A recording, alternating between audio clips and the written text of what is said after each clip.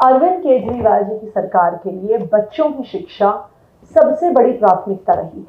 पूरे देश में अगर एक इकलौती सरकार है जो अपने बजट का 25% हिस्सा एजुकेशन पर लगाती है तो वो अरविंद केजरीवाल जी की दिल्ली सरकार है।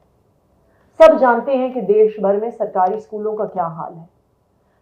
बच्चों के पढ़ने के लिए क्लासरूम नहीं है, क्लासरूम है तो बैठने के लिए डेस्क नहीं है, बच्चे टाट पट्टी पर पढ़ते हैं। जब बरसात का मौसम आता है तो कमरों में बरसात का पानी टपकता है, टॉयलेट नहीं है, पानी नहीं है, बिजली नहीं है।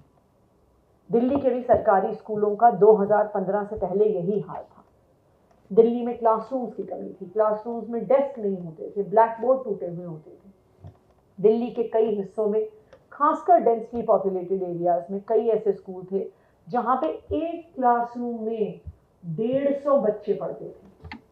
जब 150 बच्चे ठसाठस बैठ के क्लासरूम में पढ़ रहे हैं तो आप कैसे उनको हाई क्वालिटी एजुकेशन दे सकते हैं? अगर भगवान भी आके उन बच्चों को पढ़ाने की कोशिश करते तो शायद अच्छी शिक्षा नहीं दे पाते। लेकिन अरविंद केजरीवाल जी ने ठान लिया था कि वो दिल्ली के हर बच्चे को, चाहे वो अमीर परिवार से हो या गरीब परिवार से हो, हाई क्वालिटी एजुकेशन देंगे।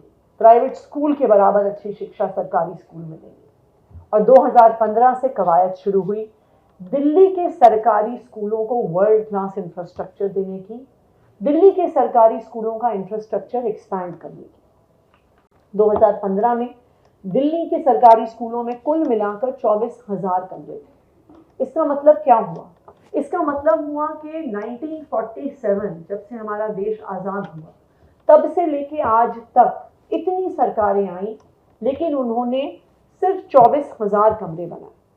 दूसरी तरफ अरविंद केजरीवाल जी की सरकार है जिसने 2015 से 2024 के बीच 22,711 कमरे दिल्ली के सरकारी स्कूलों में बनाए।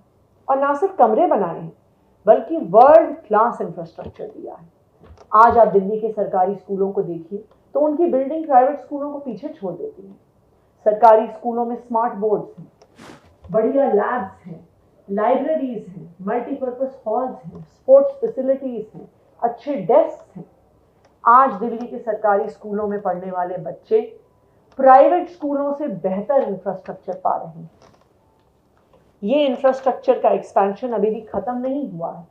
ये इंफ्रास्ट्रक्चर अभी भी एक युद्ध स्तर पर बढ़ाया जा रहा है। आज के दिन में ही दिल्ली के अलग अलग हिस्सों में 14 नए स्कूल बन रहे हैं। अलग अलग स्कूलों में जहां पर क्लासरूम्स की कमी थी, जहां पर ओवर क्राउडिंग थी, वहां पर additional classrooms, additional academic blocks, multipurpose halls, sports facilities बनाई जा रही हैं। एज ऑफ नाउ दिल्ली में 1541 नए कमरे बन रहे हैं और ये दिल्ली के हर हिस्से में बन रहे हैं।